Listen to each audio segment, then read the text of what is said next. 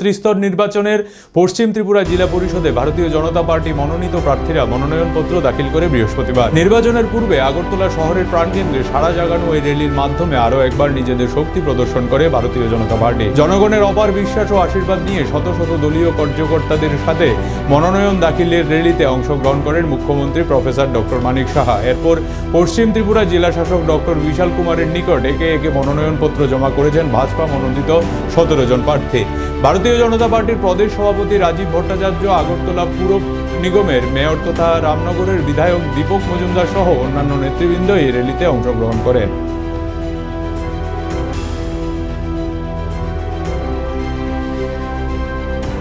আমি 100% আশাবাদী। এলাকার মানুষ স্বতঃস্ফূর্তভাবে আমাকে চেয়েছেন, মানুষের ইচ্ছা পূরণ করার জন্য আমি যাচ্ছি। মানুষের কাছে কোন কোন বিষয়গুলো নিয়ে যাবেন এই নির্বাচন? মানুষের উন্নয়নটাই আমরা বেশি করে দেখব। বিশেষ করে গ্রামীণ এলাকার মানুষ, তাদের দীর্ঘদিনের বঞ্চনা। আমরা 6 বছর হয়েছি রাজ্যের সরকার এসেছি, কিন্তু তার আগের সরকার যেভাবে মানুষের উপর বঞ্চনা করেছে, রাস্তাঘাট, পানীয় জল থেকে শুরু করে এই সমস্ত সমস্যা দূর করার জন্য আমরা চেষ্টা করব।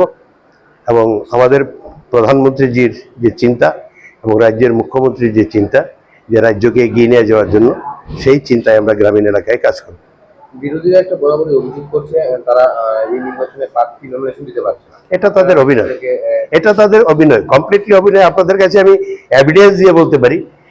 এক্সাম্পল যেমন বামুটিয়া, সেই দিন ওরা নমিনেশন দেওয়ার নাম করে গিয়ে এখানে নাটক করেছে। সেখানে বিডিও সাহেবের নেতৃত্বে সর্বদলীয় মিটিং হয়েছে। সেই মিটিংয়ে সিপিআইএম এর এমএলএ উপস্থিত ছিলেন, স্বাক্ষর আছে মাইনরসে। ওনারা বলেছেন 15 তারিখ এবং 16 তারিখ 1 ঘন্টার জন্য আমরা সময় নেব। ওনাদেরকে দেওয়া হয়েছে, আমরা কেউ এখানে আসেন। 16 তারিখ 12টার পর ওরা এখানে অভিনয় করার জন্য, কিছু নাটক করার জন্য 2-4-5 জনকে নিয়ে নমিনেশন দেবো বলে গিয়ে হই হাল্লা করছে। আমাদের হাজার হাজার লোক স্বাভাবিকভাবেই ওই একটা গাড়ি, আমাদের যে ক্যান্ডিডেট হওয়ার জন্য যারা গিয়েছিলেন গাড়ি নিয়ে, আমাদের 3 জন মহিলাকে ইনজুর্ড করেছে। তো এই নিয়ে এলাকার মানুষ ক্ষুব্ধ হয়ে গেছে। আমরা কি করব? এগুলি নাটক করে তারপর আমাদের তরফ থেকে ওনাকে হাত জোর করে অনুরোধ করা হয়েছে, আসুন নমিনেশন দিন। ক্যান্ডিডেট যদি আপনারা না পান, সেটা তো আমরা দিতে পারবো না। নিরাপত্তা পুলিশ যতটুকু দিচ্ছে যথেষ্ট, তারপরেও আমরা বলছি আসুন, আমরা আপনাদের সাহায্য করব, যাতে নির্বিঘ্নে এসে আপনারা নির্বাচনে অংশগ্রহণ করতে পারেন। কারণ আমরা গণতান্ত্রিক পদ্ধতিতে লড়াই চাই, গণতান্ত্রিক পদ্ধতিতে আমরা মানুষের রায় চাই। ওরা ক্যান্ডিডেট খুঁজে পায় না, সিপিআইএম কংগ্রেসের হয়ে কেউ লড়তে চায় না। তা আমরা এই ব্যাপারে কি সাহায্য করতে পারি বলুন?